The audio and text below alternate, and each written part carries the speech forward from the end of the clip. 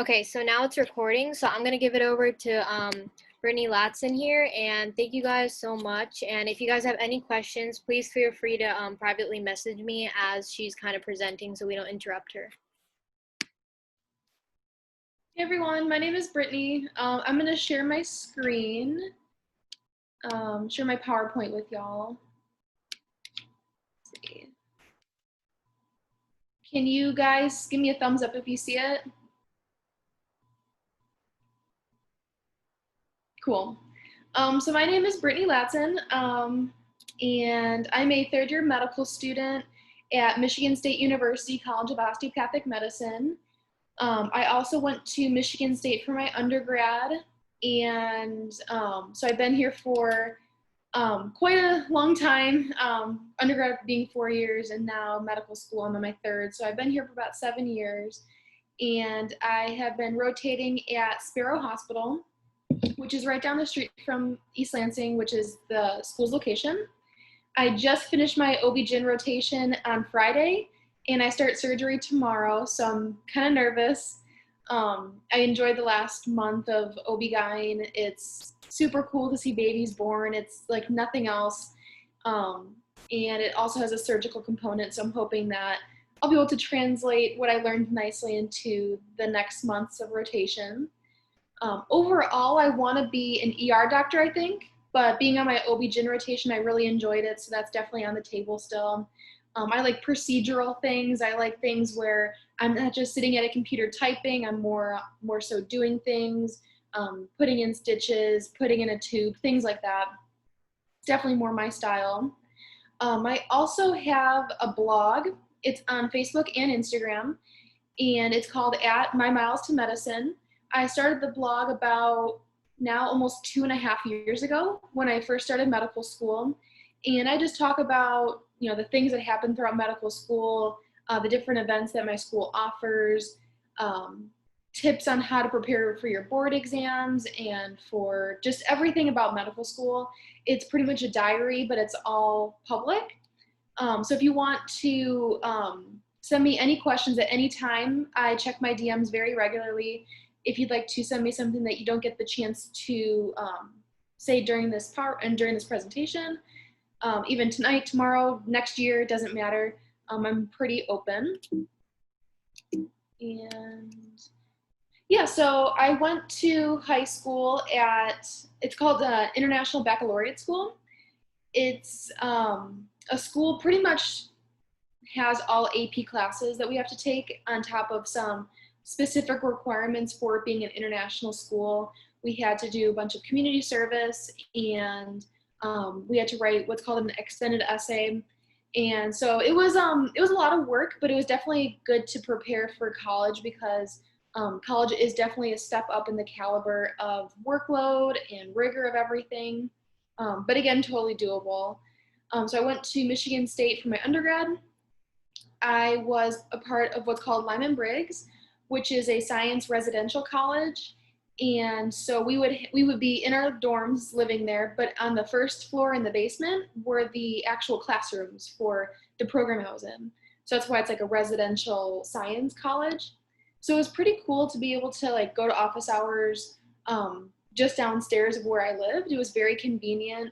And there was also a community of science learners all together, which was really nice for studying groups and things like that. I was also in the honors college, and at Michigan State, the honors college is pretty chill. We just have to do some like 8 honors classes throughout our full 4 years. Again, totally doable, but it gives you that enriching experience, and of course it builds your resume as well. And now I'm at medical school, and I'll be graduating in May of 2022, and then I'll be doing residency for about 3 years after that, depending on what I eventually decide to do.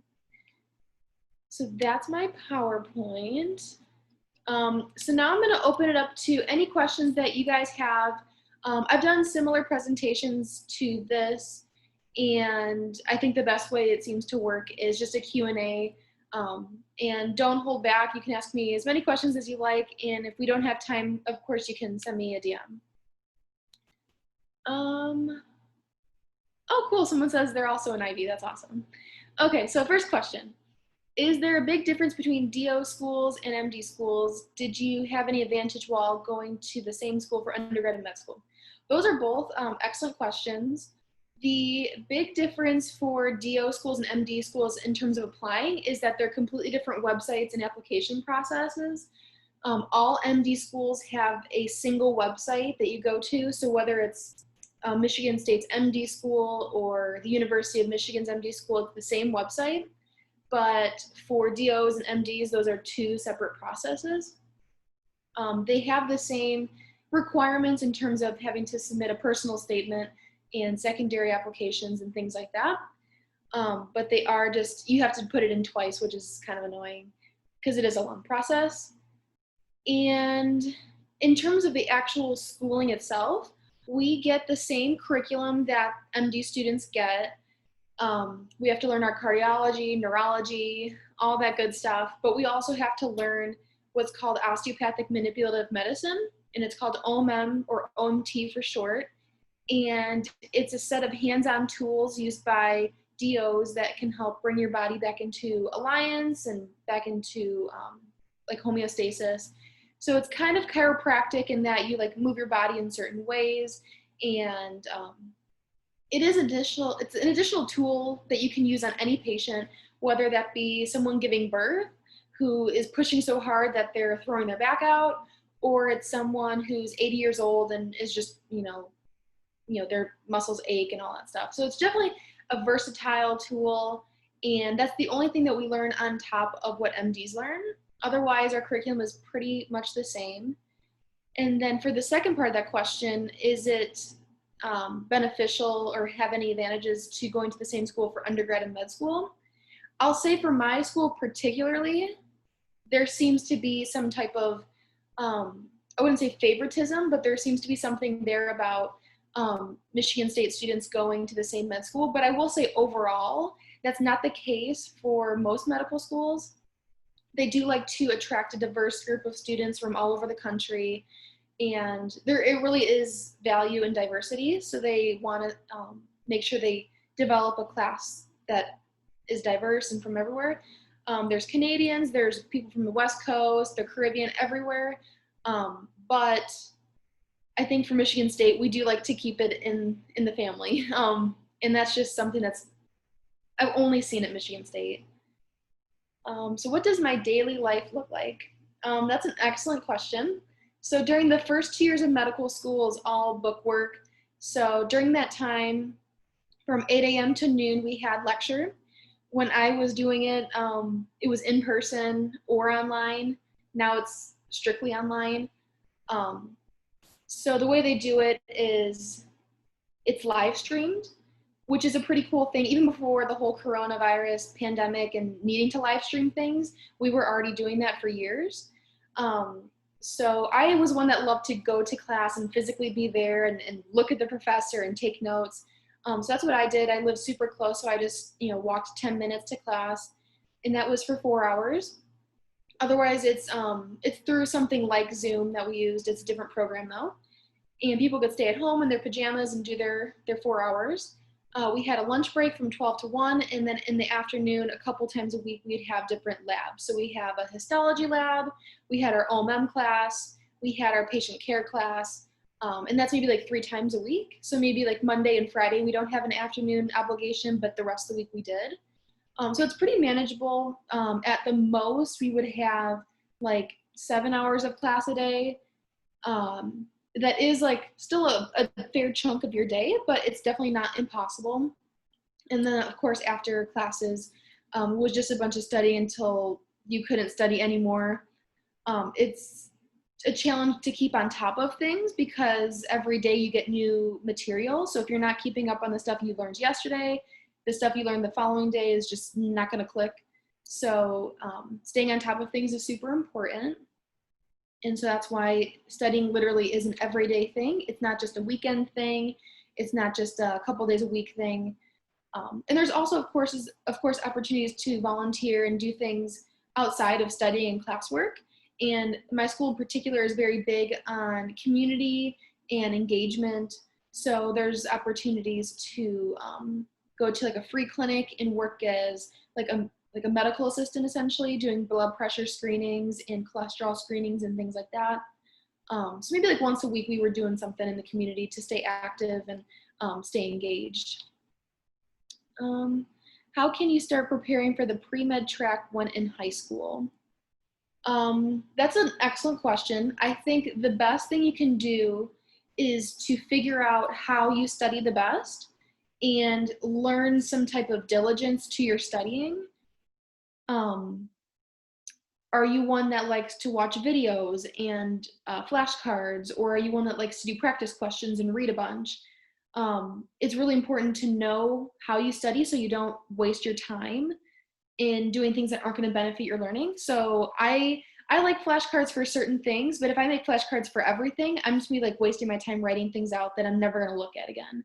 And so even though that sounds like a simple thing to do, if you know the way you best learn, it will decrease the amount of time that you're like screwing around trying to figure things out and just actually doing your work.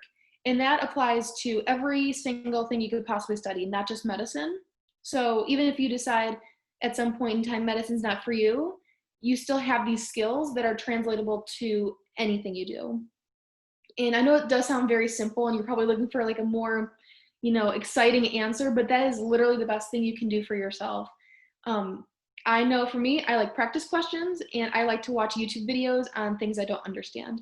So between those two things, I can understand a topic. What were my extracurriculars during undergrad? So yeah, I was a CNA, which stands for Certified Nursing Assistant. I worked in in-home healthcare, which I really enjoyed. You can also do things in the hospital or in nursing homes with a CNA degree or license, I guess. But I really liked working one-on-one with the patients that I saw. I'd be in their homes for like the whole day, doing things like giving them their medicines, feeding them breakfast, lunch, and dinner, changing their clothes, things like that, just necessary activities of daily living. But it was just nice to have that one-on-one and really understand their needs the best. When at the hospital or in the nursing home, you're stretched further, and so you don't get that super nice connection with someone. So I really enjoyed that, and I would definitely suggest it to anyone. I was also a research assistant in a lab that studied breast cancer. And so I was there about 10 hours a week working on a project, all 4 years of undergrad. And I really enjoyed that because it gave me the opportunity to present my work as a poster, travel to different conferences, network with new people. And it's a great resume builder. And it also gives you the chance to ask for letters of recommendation from your investigators, your managers. That will look great on your medical school application. And then the final thing I did was being a teaching assistant for the introductory biology class at my school. And that's really fun because I do like working not with kids, but with people that are a little bit younger than I am, like young adults. I like that age group. I think I just click with people who are not children, who are just outside of high school, just like mentoring and like making connections with people that way. And it also gives you the opportunity to brush up on old things that you learned in introductory biology that you don't necessarily remember, verbatim. So it was a way for me to like prep for the MCAT and prep for medical school while getting paid and making connections. So definitely another thing I would suggest. I know school is going to look different this year with it being for most, schools online. But I'm sure they're still going to need some type of teaching assistant of some kind. So that's something to still think about and pursue. Do you have any study tips? Yes. So the thing I used for pretty much every exam or any test that I've ever taken is I call it the layered approach. There's probably a prettier name for it, but what I would do is I would read my textbook or read my what we call them course packs. They're like printouts of all of our PowerPoints. I would read that, take some notes on it, and then to assess what I actually knew, I would go and do some practice questions. So sometimes those were in like the back of the book. Sometimes you can find practice questions online. And that would really test like, what do I really know and what do I not understand well enough to answer the question? So then I would go back to reading my book and really, zero in on those things that I didn't understand and figure out conceptually where I was not, understanding things. And then I would go back and do some more practice questions and then hopefully do better. But if not, I would do the same thing again. And that really helped zero in on like the concepts I didn't know, and then making sure I focused on the details. Because sometimes for some exams, the details are everything. So I really like that method. I think overall, the more practice questions you do for anything will benefit your learning, because sometimes just reading is like a mindless thing. You almost don't even remember what you read, and you have to reread the same sentence 4 or 5 times. So making sure that you're challenging your mind while you're doing your studying is super important. Do you think you have an advantage getting into medical school since you were in the honors college? I don't think so for my school particularly. There's a lot of students in the honors college. I know other colleges have smaller honors colleges, so it's more of a prestigious thing.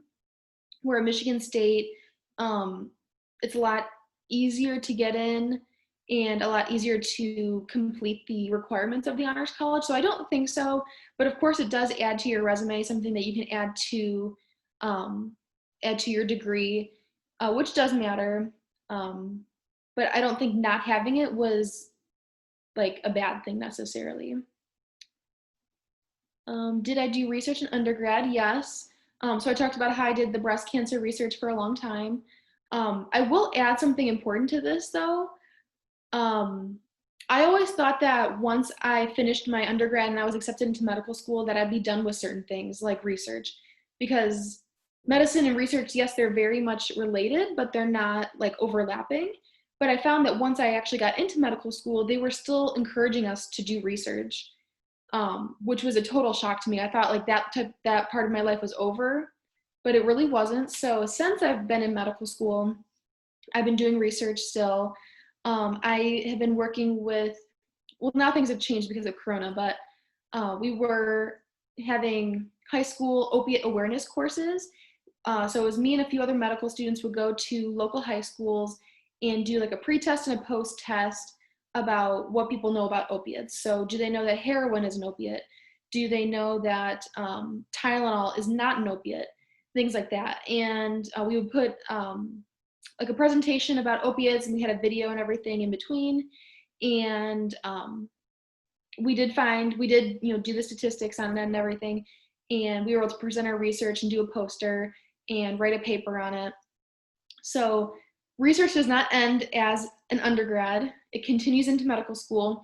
It also continues into residency, because some residency programs require research as part of their requirements, that you need to get this done in order to graduate the residency program. So if you don't like research, you kind of have to get used to it. Start thinking about what you want to do, because it does not go away, unfortunately. I think if you find the right research for you, you'll enjoy yourself. But if you're forcing yourself to do something you don't want to do, it's going to be painful. And that goes for anything, not just research. I'm interested in emergency med too. Have you done your rotation with it? How was it? Also, what was the hardest pre-med class you took? So my emergency med rotation is next month. So I just finished my OB-GYN and I'm on to surgery next. So at the beginning of October, I'll be doing my emergency medicine rotation. At the beginning and the end of every rotation I do, I post something on my blog on Instagram and Facebook. So when that comes around, if you want to read that post, feel free to follow me. And then if there's any questions you have after that, feel free to shoot them my way. And then in the hardest pre-med class I took, definitely physics, because it's not, to me, it's like a very different kind of science. It's not like your biology and your chemistry. It's pretty much literally all math. And math isn't like the strongest thing for me. So I struggle with that. I had to go to tutoring like sometimes 3 times a week just to pass the class. There's no shame in me asking questions, because I will ask anyone questions. I will, approach any tutor with a slew of questions. And that's super important, because how else are you going to learn it? And I think a lot of pre-meds would also say the same thing, that physics is a hard class, something that you just have to get through. I think some other students would also say organic chemistry is a hard class to get through. For me, it wasn't a big deal at all, but at a lot of schools, the professors aren't great at communicating the ideas behind organic chemistry, and so that can be a challenging one.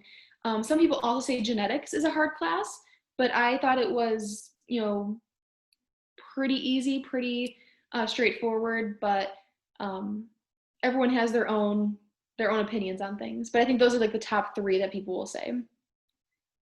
Um, what qualities do you think med students should have in order to actually become docs?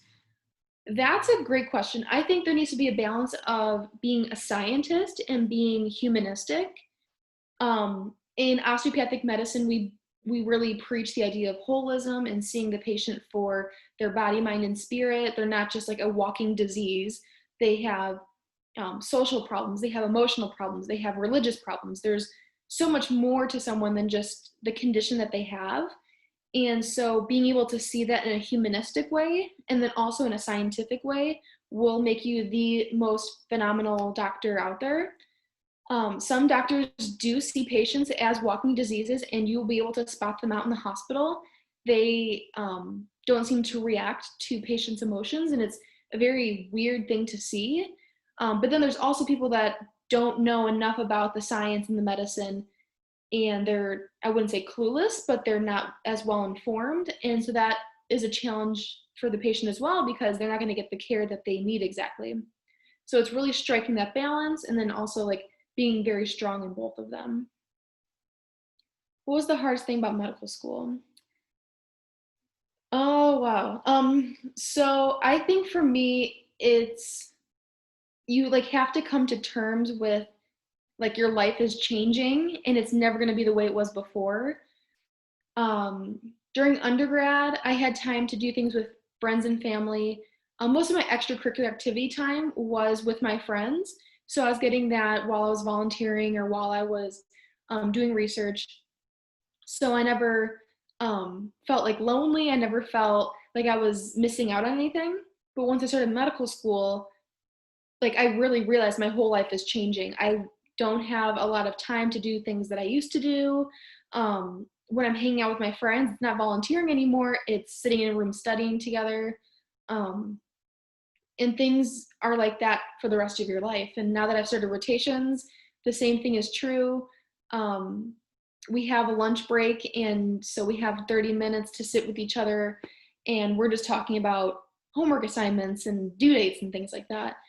So there's not a lot of that like free time, and that only gets worse in residency, and then also continues on as an attending physician. So it's hard just to mentally come to terms with it, and that's probably the hardest thing. It's not the actual work, it's the mindset that accompanies the work you have to do. How did you prepare for the MCAT? So I use the Kaplan books for my MCAT preparation. I like the practice questions and the practice books that they offered. I also continued to use Kaplan resources for studying for board exams for my medical school board exams. So they're definitely quality materials. I think overall, just the more questions you do, the more prepared you're going to be. Like you're going to get the more you do, the more variety you'll see, the different variations in questions, the way they ask questions will definitely help you. And that'd be my number one tip for advice on any exam you take, is just drill yourself with practice questions. Have you taken the STEP exams? Yeah, so I took step 1 and level 1 in July, and I got my scores back recently. I did pass both of them, thankfully. And I am signed up to take step 2 and level 2 next June or July, I think. And yeah, so it's a lot of work. Definitely way more preparation involved than the MCAT. But most medical schools will give you a dedicated period of time to prepare for those exams.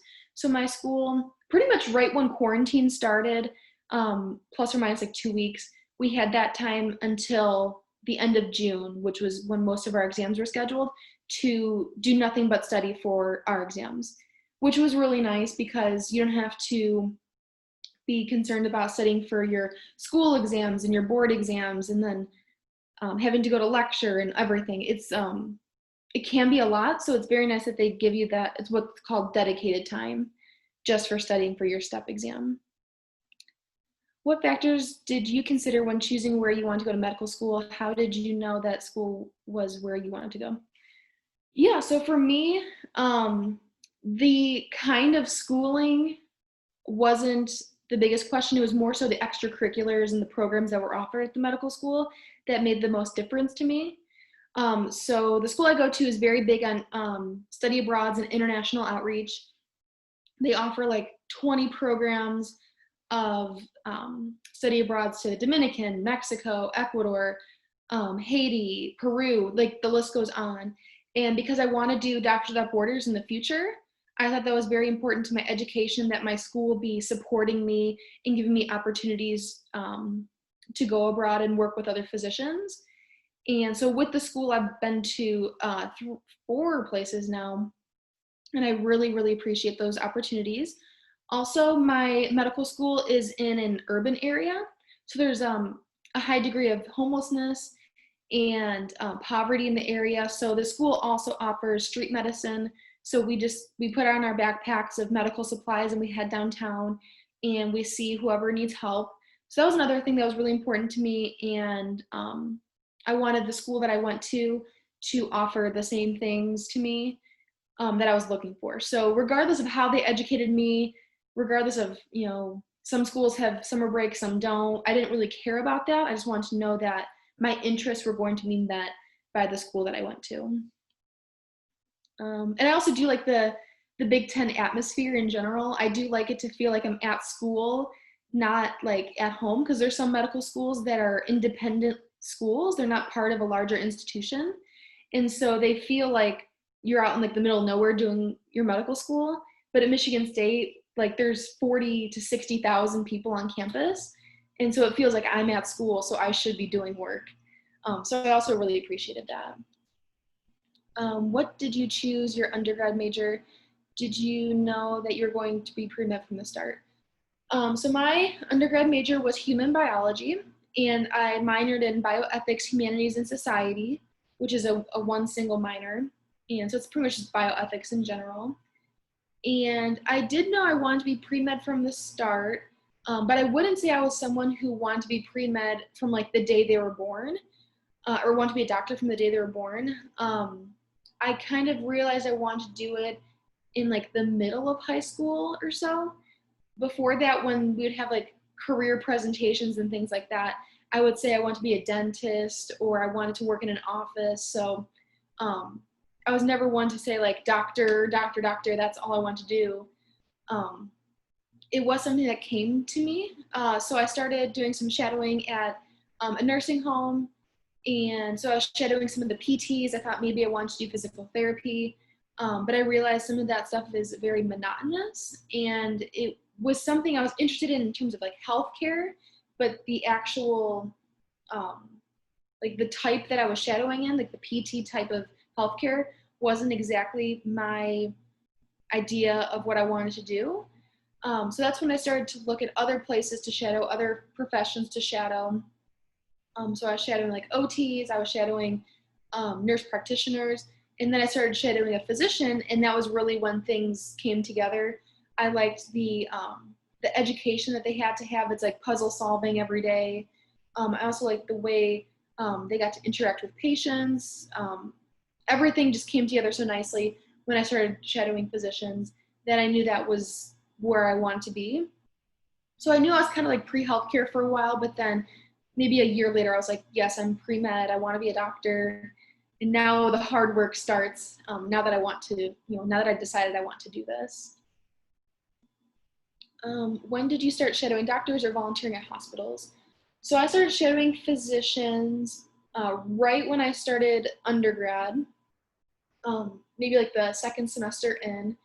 I shadowed actually at the hospital that I'm now rotating at, which is pretty cool. And I also volunteered for 4 years every semester that I was in school, also at the same hospital I rotate at now. So I'm very familiar with Sparrow Hospital because I've been there for 7 years now. Most people don't shadow as long as I did. Some people just need maybe like a summer or maybe just a year to get to know a physician in order to get the letter of recommendation that they're looking for. But for me, my goal in that was, of course, I need a letter of recommendation and I want to get the hours. But on top of that, I really want to see the diversity of medicine.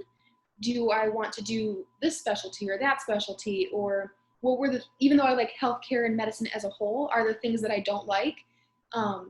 Being able to I shadowed internal medicine. So it's a very broad specialty. So you're not just seeing like babies born, you're not just seeing surgeries, but you're seeing people come in with all types of complaints. And so that was really cool. It was very eye-opening to see patients from like 20 years old to 100 years old and the different things that I liked and didn't like about healthcare and medicine and working at a hospital. I will add to that question that if you are deciding to apply to a DO or an MD school in particular, some schools require that you have a letter of recommendation from a specific person, so like from a DO or from an MD. Some schools don't care. They just say that you need a letter of rec from any type of doctor. And some schools care even less, and they say it doesn't matter where you get your letters of rec from as long as you have 3 or 4 of them. For my school, they didn't care where the letters came from, so it didn't matter to me, but I did shadow a DO that actually graduated from the school that I'm attending now, which was important to me so she can give me advice on the whole med school process and like rotations and residency. The whole way she could give me advice. So that's something to consider early, because you don't want to end up being like, oh no, I need a DO letter and I have to submit my application in a month. So I'm going to shadow for someone for like 3 days and they're supposed to like write a letter of rec for you. And it's like not going to be as impactful as someone that you shadowed for a semester or a year, or in my case, I shadowed her for several years.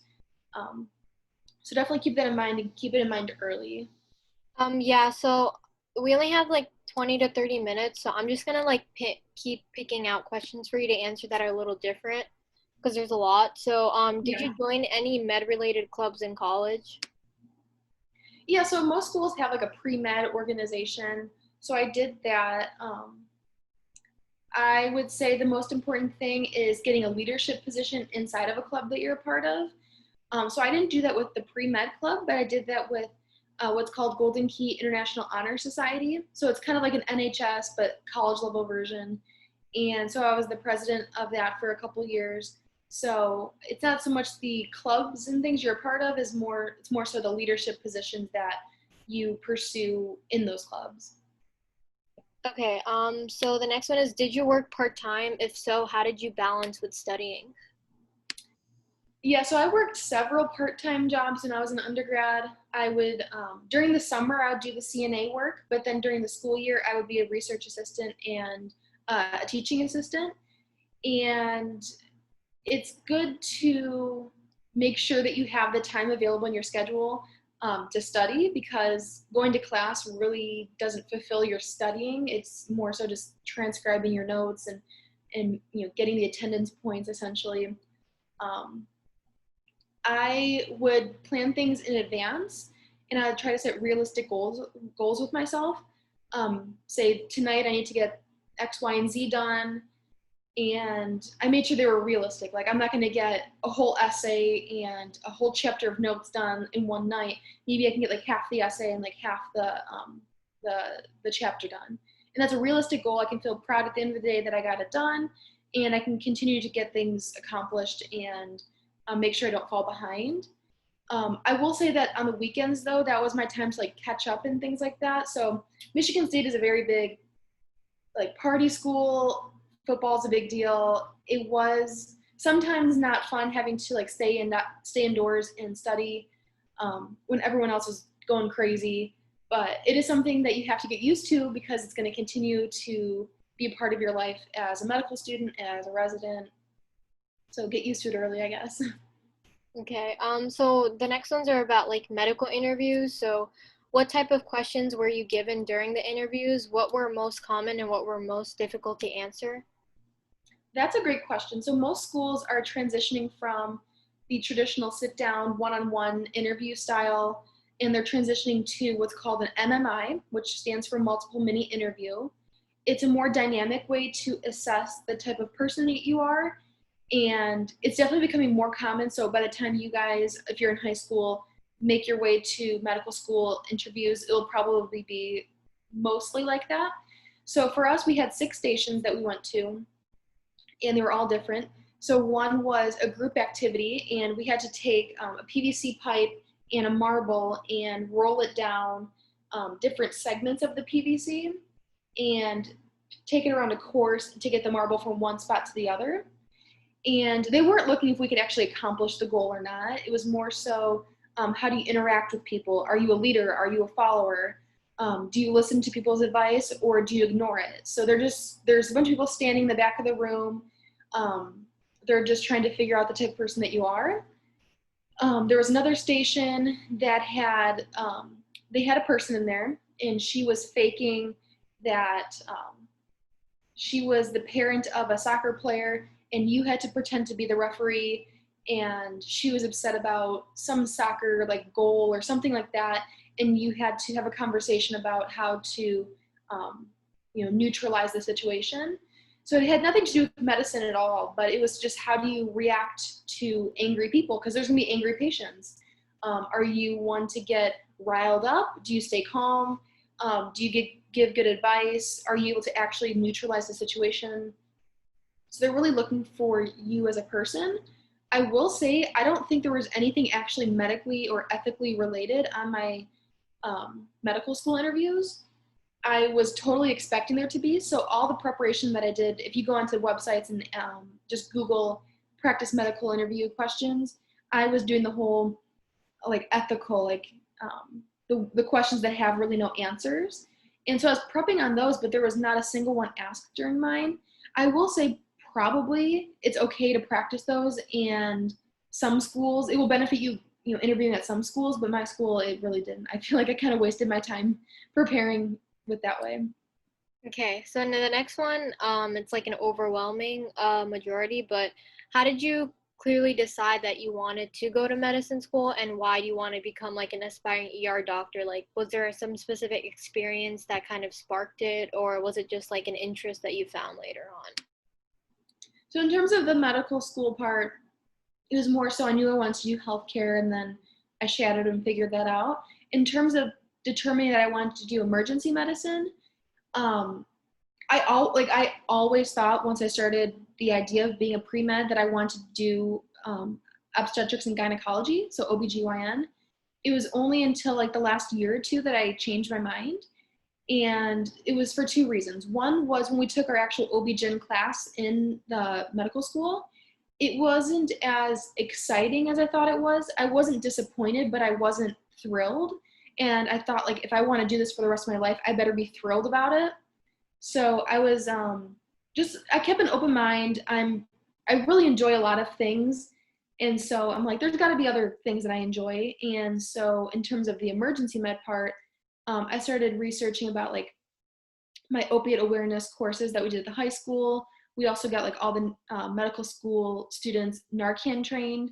So that kind of sparked my interest in like overdosing and people going to the hospital, like in the emergency room, in overdose. So I want to help people that are in that state of mind that have opiate misuse disorder. And the best way to help is in the emergency room while they're there, coming down off of an overdose. So that kind of sparked my interest there. But we will see when I start my rotations if I change my mind again. Again, like, I'm very open-minded, so I can find something I like about everything, and I could kind of be happy doing anything. But it's more so, what am I super passionate about? What could I not live without, that I'm trying to figure out still. All right, sounds good. So the second one is, does it matter what type of like school that you go to, whether it's like top tier or just a state university? Like, does it affect your admissions to medicine school? Like, does it make you look better that you went to a top tier school versus kind of like a okay average university for your undergrad? So that's a good question. I will say that if it's a university, they're probably not going to think twice about it. The one thing I would consider is that they will look negatively on people that took their higher level science classes at a community college. They really want to see that you took your biology and your chemistry and your math classes at a university. Whether or not it's the truth, they're going to think that you weren't smart enough to do it at the university, that you had to drop down to the community college level to do it. Whether that's truth or not, maybe it's just more convenient for you to take it over the summer and take it closer to home. They are going to look poorly on that. So that's something to consider. They don't really look that way upon like humanities classes or writing classes that you take at a community college, but making sure that you take your higher level classes and all your science classes at a university is important. And in terms of the university you go to, as long as they're like somewhat respected, like they're an institution, 4-year program, it's going to be fine. Okay, sounds good. And some other questions kind of are like, are there any high school clubs or classes like you would recommend for people that are in high school right now that know they want to go into the medical field, for going to medical school or even undergrad? Yeah, so I was a part of HOSA. It's Health Occupation Science Association, I think. And so that gives you a good understanding of different healthcare careers. They offer different classes that you can take exams in and compete at like a state level. And so that's pretty cool. And I also did Science Olympiad for a while, but that's not so much healthcare related as it is science in general. I still really enjoyed it. And I did like astronomy when I did Science Olympiad. So again, like not healthcare related, but it does teach you some diligence in having to do your classwork and then also study for something else, which is all medicine is. And I will say joining something like a National Honor Society is important because it teaches you the value of community and volunteering, how important that is, because you're going to be volunteering for the rest of your life if you want to have that strong resume. Okay. Why did you take step 1 and 2? I think you probably mean level 1 and step 1. Yeah, I think so. I think that's what they meant. Yeah, so because I haven't taken step 2 yet, I take that next summer. And that's a fantastic question as well. So as a DO student, I only have to take level 1 in order to graduate. I don't need to take step 1, which is the MD version of that exam. I took it because I wanted to do Doctors Without Borders. And in order to do that, unfortunately right now in South America and Central America, DOs aren't as recognized. And so I wanted to be able to pursue that and not be afraid that I'd be rejected because I don't have the right exams taken. So that's why I took both. I'd rather take them now and not use them than not take them and regret it later on because I'm never going to come back and take these exams again. So yeah, that's something to consider, especially if you're Canadian, which is super close to Michigan. If you're going back to Canada, you might need to take the USMLE, the step 1. But if you're staying local, especially in DO-friendly states like Arizona, Michigan, the whole Midwest pretty much, you'll be fine with just taking level 1. Also, some people will say that taking step 1 is important if you want to do a competitive specialty like derm or surgery, things like that.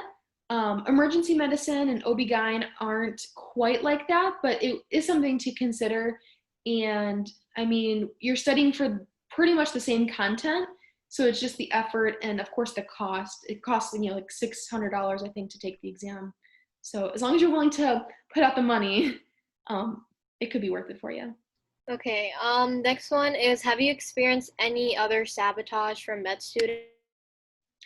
That's an interesting question. So at Michigan State, we don't do that. We are very community oriented. We're all like in it together. So we have a Facebook group that people will drop their notes into. And it's really helpful. People will put like their Quizlets, their any studying resource. If they have PDFs of different textbooks, people will throw that in there. And people are very much into helping each other. But at some medical schools, that is not the case. Now, this example isn't really relevant now, but one of my professors said that when she was in medical school, they had to rent their textbooks from the actual library, and some medical students would check out all the books so their classmates could not have them, and so they couldn't study. And that's like definitely sabotage, and I don't I would never see anything like that happen at my school.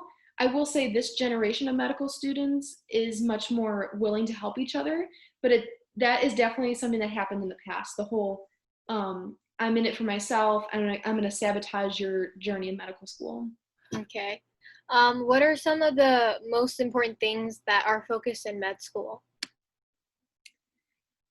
That's a good question. I will say that the way our school set up is we have each semester we'll have like 2 or 3 different classes. So we'll have like respiratory and cardiology together, things like that. But the one thing that stays steady throughout the whole thing is our patient care class. And we have it every semester, every single week. And so that's the one thing that they emphasize the most is the physical exam skills that we learn in that class. So learning how to auscultate the lungs the best way possible and learning how to do a neurological exam the best way possible. Also our OMT, our OMM class is also every semester, every week. And so they definitely emphasize that physical exam ability throughout the whole curriculum. So will PA or med schools take into account the quality of shadowing hours as most of the hours now are virtual? I don't know that I have the answer for that because things are still in that changing stage. The people that got thrown off of their shadowing are currently applying to medical school. So I don't know how they're doing in the medical school application process as a whole. Um, Obviously, this isn't something that's like hidden. Everyone knows that we're going through a pandemic. And so they're going to have to be sympathetic in one way or another to that. Um, of course, it's better to start earlier than it is later, but sometimes life just happens and you start shadowing later. And if this got in your way where there's no students allowed in the hospitals anymore, I don't know if they can take that, like put that against you. So I don't know if I have the answer, Yeah, but that's I okay. think in terms of education, you're still learning the same thing. So as a learning student, it's going to be worth it to do the virtual shadowing hours. Okay, so another one is how you would ask like a physician and how you would ask them to shadow, and especially during the pandemic right now, because a lot of hospitals are actually, careful and cautionary. So, Right. I would probably say to stay away from the hospitals right now and maybe look into shadowing at clinics that are smaller, maybe they're privately owned, because just with the hospitals, that's where the COVID positive patients are staying, and they truly do not want anyone who's not necessary coming to the hospital. I get my temperature taken several times a day. I get badged in and out. We have all types of stuff. They really don't want people to be there for a while. So I'd say definitely go to a family clinic. Maybe your own like pediatric office that you went to as a kid growing up. You can always reach out to them and be like, I was really inspired by the way you took care of me as a patient. I value the things that you said to me, the way you treated me. So I was wondering if I could come in and shadow maybe every Saturday for a couple hours or a couple times a month. And I think they'd be receptive to that. One, because you're giving them compliments, they're gonna like be all sweetened up by that. Also because they probably know you to some degree because they've taken care of you, that they will be receptive and know that you're a good person, that you genuinely want to be a doctor and you want to be a good doctor in the future. So I would probably take that approach. And if pediatrics or family medicine isn't something you want to do, I would say the next best thing is radiology. They have radiology clinics, and because they're not really seeing patients, they're just seeing their patients' x-rays and MRIs. That's something you can do because you don't get that patient exposure, that coronavirus exposure. So that's something to consider as well. okay. Next one was what was Casper like? I don't know what Casper I is. think I don't know if you took it, but I think it's like another medical it's like a medical test too that they make some people take, I guess. I mean, we could just skip that. I don't know. They don't do it for all of the medicine schools, but some of them like in the New York area and stuff they do it. But I'm not completely sure what it is. So, You have to look that up. I don't know. yeah. It's for patient etiquette, I think. Yeah, I have no idea. If someone knows, they can comment. But we can move on to the next question. When applying for medical school, did you keep your high school stuff on your resume or just use your college experiences? So anything that I did exclusively in high school, I did not include, but anything that I continued from high school into college, I did include. So my family has a dog and cat rescue. So I've been volunteering there for like 8.5 years now, since we've been open. And so I included the time that I did in high school along with all the work that I did in college on my application because it's almost like lying to say that you were only volunteering for 4 years versus 6 years. So I did that. I will say that most schools aren't looking for high school stuff unless it was particularly notable. Like if you went on a study abroad with your high school students or high school class, something like that. They don't want to see like that you were part of NHS or something like that. Okay, next one is, so the last question we're just gonna take is, what is one thing you wish you knew or you told yourself, when you were either an undergrad or as a high school student? I would definitely say believe in the process. Nowadays, I always tell myself it's the journey, it's not the destination, because all the hard work you put in between the beginning and the end really is the essence of becoming a doctor. If someone could just snap their fingers and be like, okay, you're Dr. Latson now, you pick your specialty you want to be in, pick the hospital you want to be in, it wouldn't be as rewarding and it wouldn't be as like I didn't feel like I earned it. So it's definitely the journey, and I would tell my younger self, believe in that process. There's a reason that we have to go through so many years of work to get to where we want to be, and it's because there's a reason behind it. We learn so much along the way. We network with so many new people. We learn lessons the hard way and sometimes the easy way, um, throughout that whole 8 years that we put in just becoming a resident. So I Okay. definitely tell myself that. So I'm gonna launch one more poll, and it's just to kind of get a consensus on how the call was and stuff for you guys. So if you guys could answer really quick. But while this is going on, thank you guys so much for kind of tuning in. And there weren't as many people that signed up that were on this call as well. So if you could please tell your friends and kind of spread the word that we're actually having this, and tell them to follow us on our Medical Wonders page. And also, just make sure that you guys are staying tuned with all the posts that we have. And once again, we're also accepting Venmo and PayPal donations as well, to keep this program running for next year and also for our extra website costs. So you guys can definitely Venmo us there. And yeah, I just wanted to say, everyone's saying thank you. Thank you so much, Brittany, for kind of coming on here and kind of talking to everyone. I'm sure people had a lot of questions and everything was cleared up. So yeah, if you want to shout yourself out and if they have any further questions, like where they can go to kind of ask you that. Yeah, so I answer my DMs regularly. If you want to send me a message on Facebook or Instagram, the name is My Miles to Medicine. That's my medical blog. I have a personal page as well. It's just my first name underscore my last name, Brittany underscore Latson. If you want to see what my personal life is like, that's totally fine too. That's part of the journey, I suppose. But yeah, in terms of any questions that you didn't get answered today, don't hesitate. I actually have this whole evening off before I start my next rotation. So now would be the time to ask because I have a lot of time on my hands. And yeah, I'm totally open. I don't lie and I don't downplay anything. I keep it pretty real. All right, thank you guys so much. Make sure you guys stay tuned for tomorrow at 7:30 p.m. Eastern. We're actually having our pre-med panel that I actually made myself. So there's about 15 people on the pre-med and med panel that are either pre-PA, pre-dentistry, or pre-vet.